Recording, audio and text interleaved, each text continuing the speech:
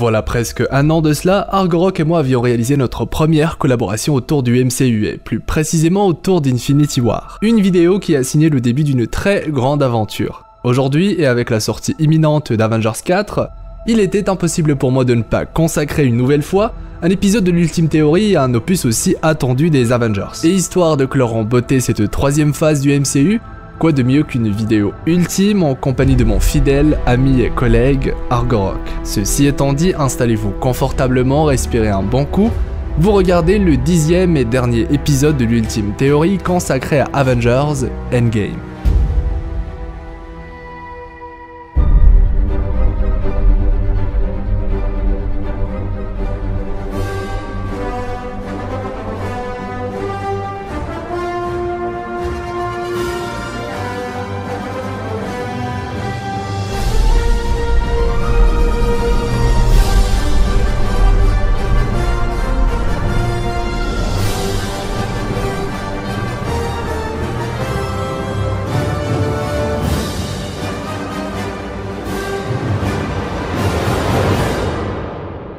Bon, Avengers Endgame arrive à grands pas et la mode est à la théorie. C'est d'ailleurs le cas depuis plusieurs semaines déjà, et le récent trailer officiel du film nous tease clairement la fin d'un voyage singulier. Un voyage au terme duquel il sera peut-être possible pour nos héros préférés de tout recommencer, et donc, pourquoi pas de mettre fin à la menace du titan fou, mais aussi et surtout, de sauver toutes les victimes du claquement de doigts.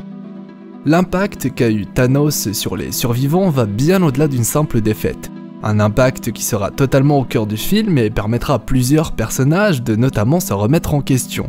Après tout, disons-le, Endgame sera un film porté sous le signe du changement. Comment peut-on alors ne pas penser à Hulk quand on parle de changement, un personnage qui a été au cœur de nombreux débats? Car oui, si le Marvel Cinematic Universe nous a toujours habitués à voir Hulk déchaîner sa puissance, les récents événements nous ont plutôt peint un Hulk assez différent. Après avoir veillé à nous introduire la relation si particulière qu'entretiennent les personnages de Bruce Banner et celui de Hulk, il est difficile de ne pas se dire qu'Endgame est au moins obligé de clore le développement consacré à ce duo assez complexe.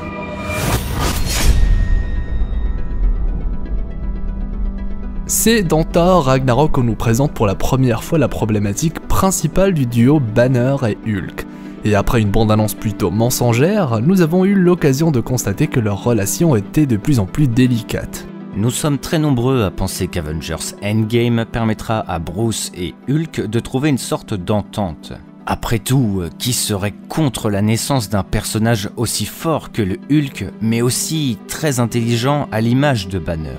C'est un peu la fusion parfaite et les fans des comics sont pour la plupart familiers avec le personnage connu sous le nom de Professeur Hulk. Reste à savoir comment un tel personnage peut être introduit dans le MCU, surtout dans Endgame, mais pour ne rien vous cacher, il se trouve que j'ai quelques idées assez intéressantes. La première, assez complexe à mettre en place, concerne directement le claquement de doigts de Thanos. Nous savons que Banner et Hulk partagent les mêmes corps, mais qu'ils sont des êtres à part entière. Il est donc totalement possible que l'un des deux ait été affecté par le gant de l'infini sans que l'autre ne le soit, conservant alors le corps de Bruce et celui de Hulk intact. La disparition de Hulk pourrait alors permettre à Bruce de prendre entièrement le contrôle du corps de Hulk, lui permettant cette fois de se confronter à Thanos dans de meilleures conditions. Personnellement, je ne pense pas que Hulk ait refusé de se transformer à cause d'une quelconque peur du titan fou, ou encore car il a perdu contre celui-ci, mais qu'il refuse de se transformer pour la simple et bonne raison qu'il n'arrive pas à se contrôler totalement, sachant que Bruce refuse de lui laisser les rênes, craignant ne plus pouvoir redevenir lui-même, comme il le souligne à travers les événements du Ragnarok. Et oui, souvenez-vous, Bruce Banner explique bien à Thor que s'il continue à faire appel à Hulk, il se pourrait qu'un jour, il ne puisse plus revenir à lui-même. En bref, la disparition de la conscience du Hulk, c'est pour moi la solution la plus facile pour donner naissance à une adaptation du Professeur Hulk dans le MCU. Banner pourrait alors avoir accès à la puissance de Hulk sans risquer quoi que ce soit. Comme précisé, il existe plusieurs manières de donner naissance à Professeur Hulk, et si celle du claquement de doigts semble en théorie fonctionner, il se trouve qu'il existe une autre manière qui, pour le coup, je trouve est très intéressante mais aussi assez pertinente, et cela concerne la technologie BARF de Tony Stark. Technologie pas très mise en avant mais qui existe bel et bien. Une technologie présentée pour la première fois dans Civil War permettant de manipuler les souvenirs de ceux qui l'utilisent, mais aussi de manipuler leurs sentiments. Un outil qui pourrait, selon ces théories, permettre de mieux contrôler les transformations des deux personnages, et on sait que les sentiments de ceux-ci agissent sur leur mental, mais pas que, à l'image de ce que Natasha a réussi à faire face à Hulk dans l'âge d'Ultron, à savoir le retransformer en Banner. Une technologie qui pourrait donc d'une certaine manière donner naissance, pourquoi pas, à une nouvelle conscience dans laquelle Banner et Hulk ne forment qu'un, ou du moins permettra à Bruce et Hulk de cohabiter. Si cette théorie semble à première vue assez bizarre, je trouve néanmoins qu'elle est de loin la plus intéressante de ses sœurs. Car en plus de pouvoir apporter une solution audacieuse, elle a le mérite de lier le film avec le reste du MCU, à travers un élément présenté auparavant, la technologie BARF, sans qu'on ne nous indique son importance, une sorte de foreshadowing comme le MCU sait si bien le faire. D'ailleurs, il faut savoir que la BARF technologie est au cœur de nombreuses théories, et si la plupart d'entre elles sont farfelues, nous sommes obligés d'admettre que certaines méritent qu'on s'y attarde aujourd'hui.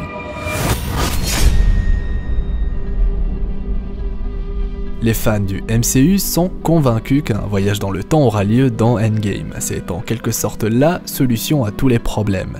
Même si en ce moment, rien n'indique à 100% que ce concept fera réellement partie du film.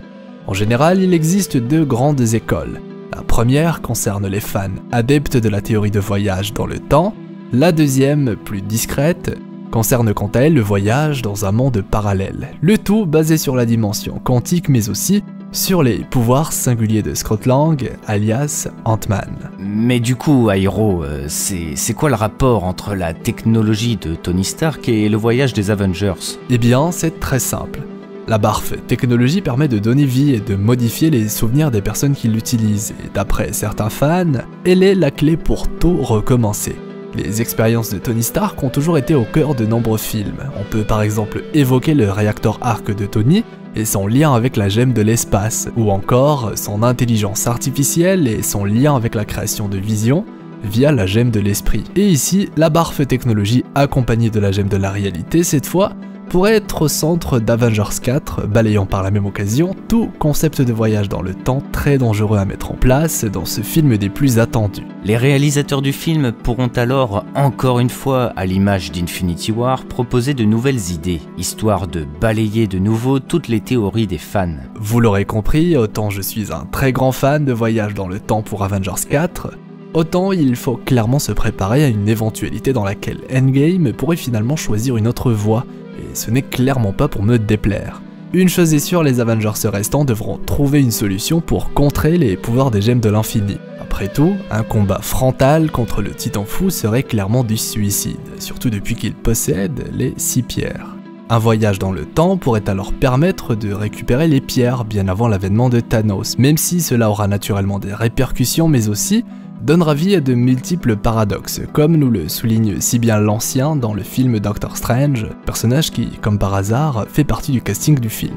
Nous sommes alors en droit de se demander s'il est possible de récupérer les pierres d'infinité sans que cela ne se répercute sur les événements du futur, et c'est là où un élément très important entre en jeu, un élément qui permet logiquement d'éviter tout paradoxe, un élément sur lequel s'appuie cette théorie, le Arc Reactor de Tony Stark.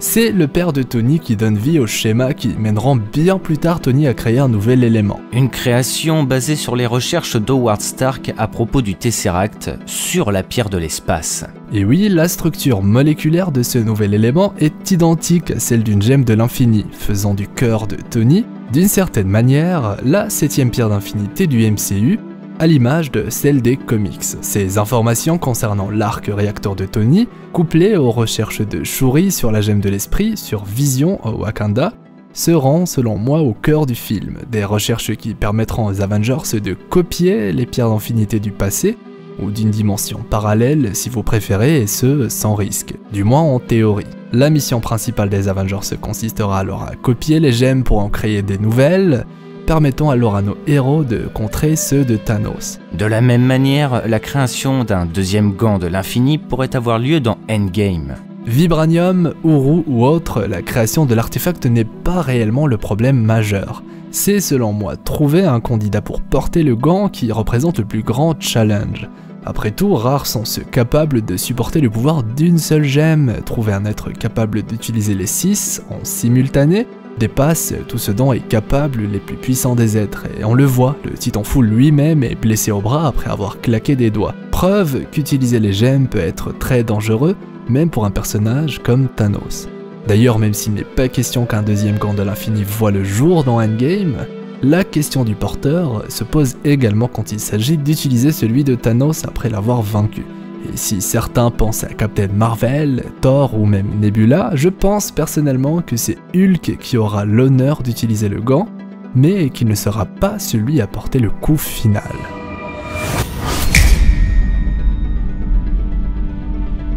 Ah, le fameux coup final, celui qui permettra aux victimes du claquement de doigts de revenir parmi nous, mais aussi celui qui amènera sans doute le sacrifice ultime de la troisième phase du Marvel Cinematic Universe. Après la fin très audacieuse, disons-le, d'Infinity War, j'ai toujours soutenu qu'une happy end totale mettrait en péril toute la crédibilité du MCU.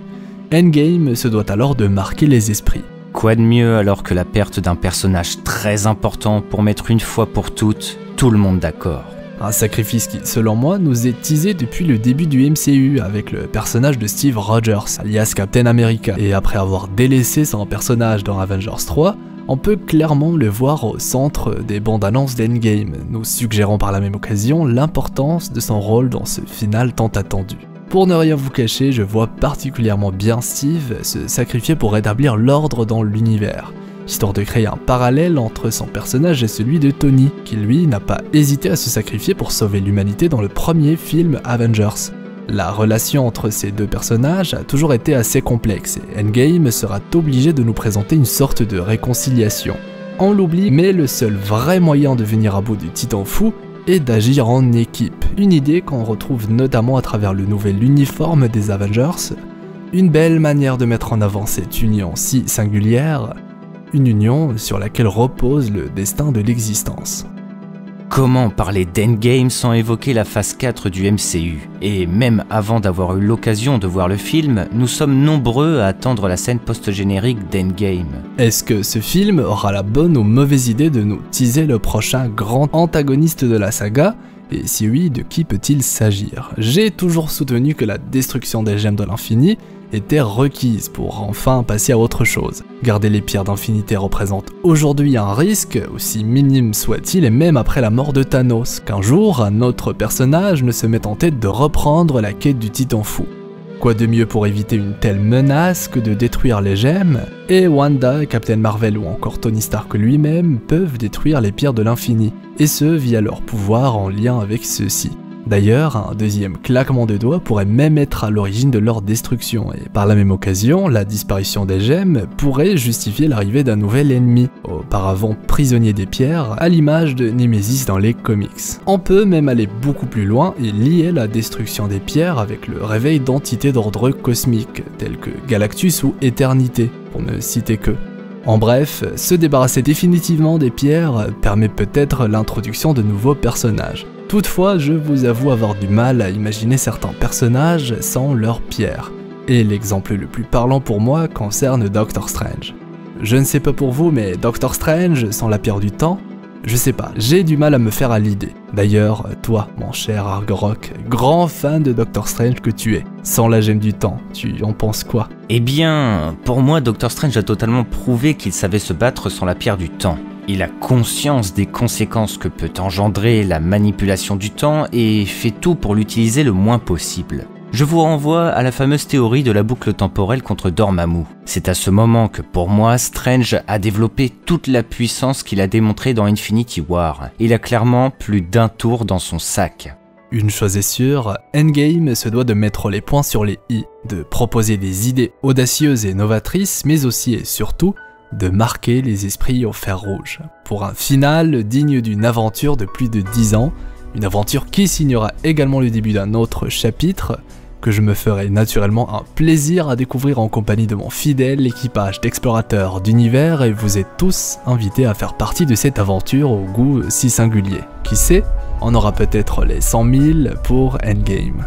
Bon, bien sûr que tu es toi aussi invité à partager cette belle aventure avec nous mon cher Argorok. Je suis très heureux de tout ce qu'on a pu produire sur le MCU. Une belle amitié s'est créée entre nous deux et on continuera à vous proposer de grandes vidéos concernant Marvel, et ce, quel qu'en soit le prix. Je n'ai qu'une chose à dire, let's go 100 000 abonnés et, comme dirait Natacha, on va réussir Steve.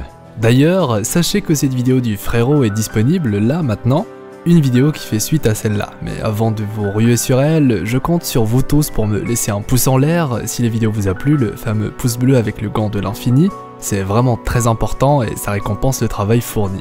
N'hésitez pas à partager la vidéo avec vos amis, mais surtout à me dire ce que vous pensez de tout ça, à me partager toutes vos idées et théories la plus folles. Je me ferai un plaisir de lire tous vos commentaires et d'essayer de répondre un maximum. Je suis d'ailleurs curieux de connaître votre personnage préféré du MCU, bref, à vos claviers. Et bien voilà, j'espère que ce 10e et dernier épisode de la première saison de l'Ultime Théorie vous a plu. Un grand merci à mon fidèle ami et collègue Argorok pour m'avoir accompagné durant cet épisode.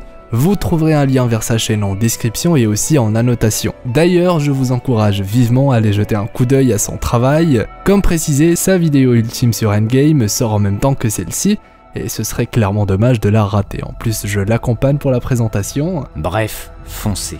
C'est ainsi que s'achève cette exploration qui, j'espère, vous aura plu. En tout cas, merci d'être resté jusqu'au bout. Très important à souligner, le but de ce genre de vidéo n'est pas spécialement de trouver la vérité ou de se dire qu'on a raison, mais de passer un agréable moment entre fans du MCU, en plus de stimuler votre imaginaire avec de nouvelles idées. Ah oui, et si ce très beau t-shirt vous intéresse, le lien est en description. Quant à moi, je vous souhaite une agréable journée ou soirée, c'était Hirosef, l'explorateur d'univers, pour vous servir. Si tu as envie de rejoindre mon équipage d'explorateurs d'univers, tu peux t'abonner directement en appuyant sur ma petite tête assez creepy. C'est gratuit hein, et ça fonctionne également avec un smartphone ou une tablette. Et si vous êtes sur Twitter, eh ben je sais pas ce que vous attendez pour me follow.